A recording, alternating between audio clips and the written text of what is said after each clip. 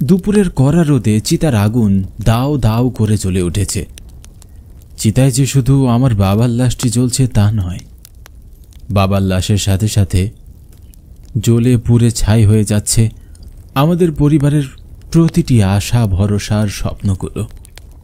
আসলে কোনো মানুষই একা মরে না, অনেকগুলো মানুষের স্বপ্ন, বেঁচে থাকার অবলম্বন এসব নিয়ে মরে। আমার বাবার উপার্জনের টাকায় আমাদের পরিবার চলত। আজ জমিদার মশাইয়ের ফসল শহরে বিক্রি করতে যাওয়ার সময় ভয়ঙ্কর এক দুর্ঘটনায় বাবার মৃত্যু হয়। আমি শুভঙ্কর, দ্বাদশ শ্রেণীতে পড়ি। বাড়িতে আমার মা আর বিয়ের উপযুক্ত ছোট একটি বোন আছে। পরিবারের বড় সন্তান হিসাবে এখন আমার তাদের সব দায়িত্ব আমার কাঁধের উপর। বাবা মারা যাওয়ার সাথে সাথে মাথার উপরের ছাদটি যেন হারিয়ে গেল। একটা ভরসার হাত মাথার উপর থেকে হারিয়ে গেল। দুপুরের তীক্ষ্ণ রোদ যেন আমার গা পুড়িয়ে ফেলছে। বাবার চিতার আগুন নিভে যাওয়ার সাথে সাথে বাবার শেষ কার্য সম্পূর্ণ হবে। চিতার আগুন তো একটা সময় নিভে যাবে, কিন্তু আমার মনের ভিতরে যে কষ্টের আগুন জ্বলছে তা কখন যে নিভবে বা নিভবে কিনা সেটা আমার জানা নেই। ধীরে ধীরে একটি সময় বাবার দেহকে পুড়িয়ে দেওয়া গনগনে আগুনটি নিভে গেল। আমিও তখন আস্তে আস্তে পা চালিয়ে হাঁটতে লাগলাম বাড়ির পথে। বাড়িতে আমার মা আর একমাত্র ছোট বোন তমা আমার জন্য অপেক্ষা করছে। আমি বাড়িতে পৌঁছানোর সাথে সাথে আমার ছোট বোন তমা কাছে এসে আমাকে বলল, দাদা, বাবার শেষ কার্য শেষ করে এসেছো দাদা। আমাদের এখন কি হবে দাদা? বাবাকে ছাড়া আমরা কেমন করে থাকবো?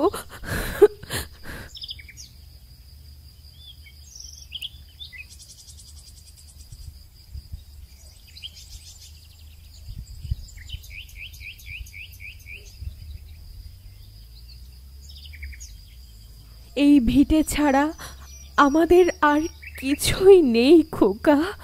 আমাদের সংসার কেমন করে চলবে? আমি কোনো কথা বললাম না, চুপ করে রইলাম। তমা এবং মায়ের কথার কোনো উত্তর আমার কাছে ছিল না, তাই আমার গলা দিয়ে কোনো স্বর বেরোলো না।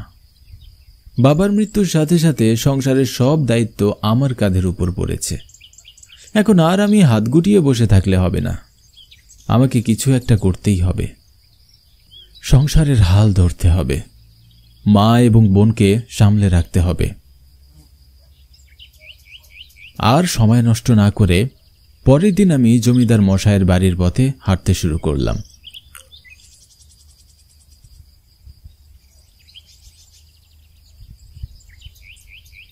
জমিদার মশাই খুব গম্ভীর মানুষ। তিনি খুব একটা মানুষের সাথে মন খুলে কথা বলেন না, তবে তিনি আমার বাবাকে খুব ভালোবাসতেন। জানি না আমার এই দুর্দিনে তিনি আমাদের পাশে দাঁড়াবেন কিনা। এসব ভাবতে ভাবতেই আমি জমিদার মশাইয়ের বাড়ির সামনে চলে আসলাম।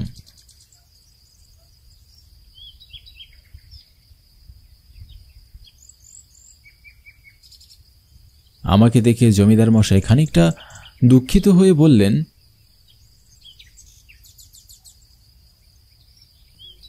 শুভঙ্কর, তোমাদের জন্য আমার খুব দুঃখ হচ্ছে। তোমার বাবা খুব ভালো মানুষ ছিলেন। ঠাকুরের ইচ্ছায় অকালেই তার প্রাণ হারাতে হলো। এ মানে কাকা, আমি আপনার কাছে একটা দরকারে এসেছি। কি দরকার বলো তবে শুনি। আমার বাবার উপার্জনে আমাদের সংসার চলতো, এখন বাবা চলে গেছেন, তাই সংসারের হালটা তো আমাকেই ধরতে হবে। বাবা আপনার এখানে যে কাজগুলো করত, আজ থেকে সেই সকল কাজগুলো আমি করতে চাই। তুমি করতে চাও? জমিদার খানিকক্ষণ চুপ করে রইলেন, তারপর বললেন, শুভঙ্কর, তোমাদের জন্য কিছু করতে পারলে আমার মন খুব ভালো লাগবে। তুমি পড়াশোনা শেষ করেছ, তোমার বাবা যে সকল কাজ করত তুমি সে সকল কাজ করতে পারবে না, তোমার পড়াশোনার ক্ষতি হবে। আমি তোমাকে অন্য একটা কাজ দিচ্ছি, শ্মশান ঘাটের পাশে আমি নতুন একটা গুদাম ঘর তৈরি করেছি।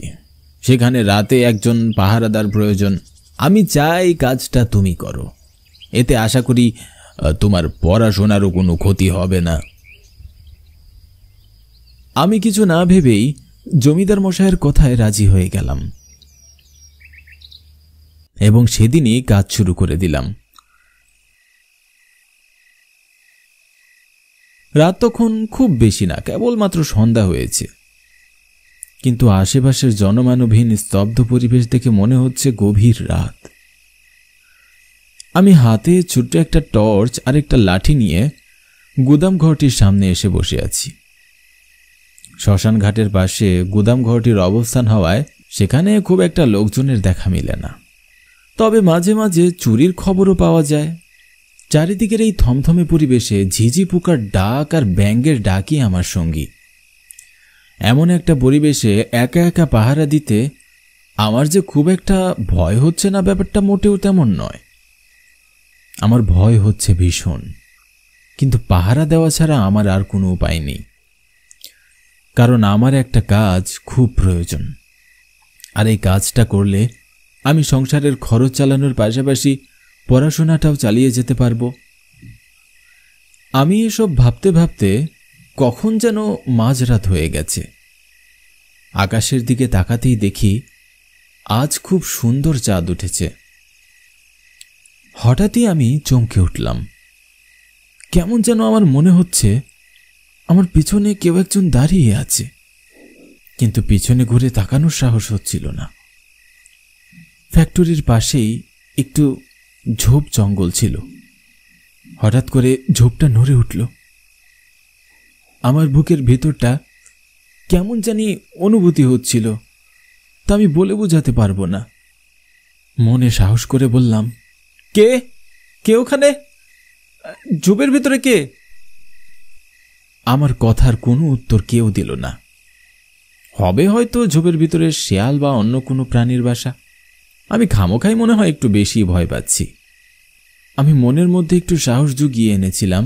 ঠিক তখনই কেউ একজন অদ্ভুত কণ্ঠস্বরে বলে উঠল, চলে যাও, এখান থেকে চলে যাও, আমাদের বিরক্ত করতে এখানে এসো না। আওয়াজটা যে আমার পিছন থেকে এসেছে তা আমি খুব ভালো করেই বুঝতে পারছি, কিন্তু পিছনে তাকানোর মতো সাহস হচ্ছিল না। ভয়ে আমার হাত পা থরথর করে কাঁপছে। ভয়ে ভয়ে আমি পিছনে তাকালাম, কিন্তু কাউকেই দেখতে পেলাম না। আমার পিছনে তো কেউ নেই, তাহলে আমি কার আওয়াজ শুনলাম? মনে হয় ভুল শুনেছি। শ্মশান ঘাটের পাশে ফ্যাক্টরি হওয়াতে হয়তোবা আমি রাতের বেলা পাহারা দিতে ভয় পাচ্ছি, কিন্তু আমি তো এতটা ভীতু নই। আমি চারদিকের স্তব্ধ পরিবেশটা দেখতে লাগলাম। তখনই আমি কোনো কিছু শব্দ শুনতে পাই। শব্দটা শুনে মনে হচ্ছে কোনো মেশিন চলছে, কিন্তু ফ্যাক্টরি তো বন্ধ।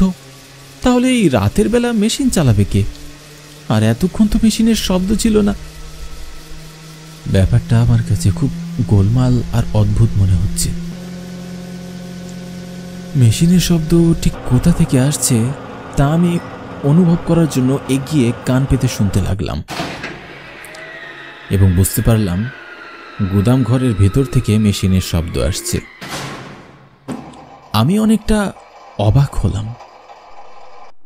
আরে, গুদাম ঘরে তো কোনো মেশিন থাকার কথা নয়, তাহলে এখান থেকে মেশিনের শব্দ আসছে কি করে? একবার কি ভিতরে গিয়ে দেখব? আমার কাছে চাবি আছে। না থাক, জমিদার মশাইকে না জানিয়ে ভিতরে যাওয়াটা ঠিক হবে না। আমি গুদাম ঘরের সামনেই বসে রইলাম। মেশিনের শব্দ যেন থামছেই না। রাত যত গভীর হচ্ছে মেশিনের শব্দ ততই বাড়ছে। মনে মনে ভাবলাম, না, এভাবে তো আর চলে না। গুদাম ঘরের ভেতরে গিয়ে একবার দেখা উচিত। তারপর ভয়ে ভয়ে গুদাম ঘরের ভিতরে প্রবেশ করলাম।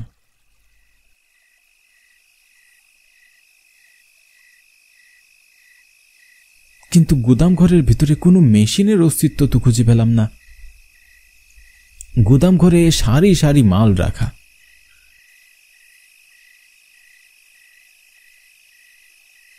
তারপর আমি গুদাম ঘরের বাইরে চলে আসলাম।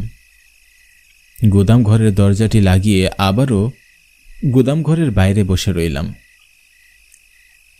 কিছুক্ষণ পর মনে হলো কেউ আমার কানের কাছে এসে কিছু বলছে। চলে যা, এখান থেকে চলে যা, কেন আমাদের বিরক্ত করছিস? আমি চমকে আশেপাশে তাকালাম, কিন্তু আমি আমার আশেপাশে কাউকেই দেখতে পেলাম না। তখন আবারও গুদাম ঘরের ভিতর থেকে মেশিনের শব্দ ভেসে আসছিল। এবার শব্দের তীব্রতা পূর্বের থেকেও আরো বেশি ছিল। খানিকটা বিরক্ত হয়ে গুদাম ঘরের দিকে এগিয়ে গেলাম।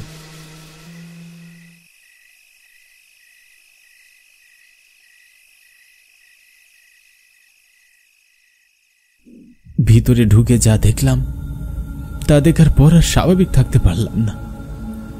ভয়ে আমার হাত পা থরথর করে কাঁপতে শুরু করলো। আমি দেখলাম গুদাম ঘরের ভিতরে অনেক লোক দাঁড়িয়ে, সবার মুখ একদম ফ্যাকাশে আর চোখ দিয়ে রক্ত গড়িয়ে গড়িয়ে পড়ছে। আমাকে দেখে সবাই হাসতে লাগলো।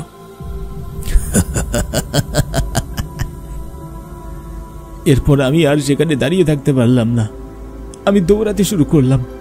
এমন ভাবে দৌড়াতে লাগলাম যে একটি বারের জন্য আমি পিছনে ঘুরে তাকালাম না।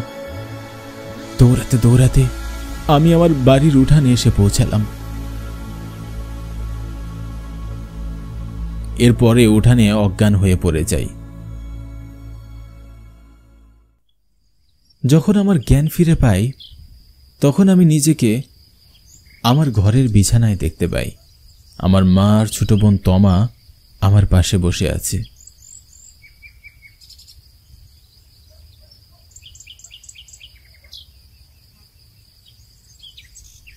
তারপর আমি পুরো ঘটনাটি আমার মাকে জানাই। সব শুনে মা আমাকে বললেন, এখন থেকে অনেক বছর আগে ওই গোদাম ঘরের ওইখানে একটা কারখানা ছিল। একদিন যখন কারখানায় সব শ্রমিকরা কাজ করছিল তখন কারখানায় আগুন লেগে যায়, আর একসাথে অনেক শ্রমিক আগুনে পুড়ে মারা যায়। তারপর থেকেই সেই জায়গাটা পরিত্যক্ত অবস্থায় পড়েছিল। কেউ সেখানে দিনের বেলায়ও যেত না। সবাই বলে তারপর থেকে নাকি সেখানে সেই লোকগুলোর আত্মা ঘুরে বেড়ায়। সেই রাতের পর থেকে আমি আর কখনোই গুদাম ঘরের পাশে যাইনি।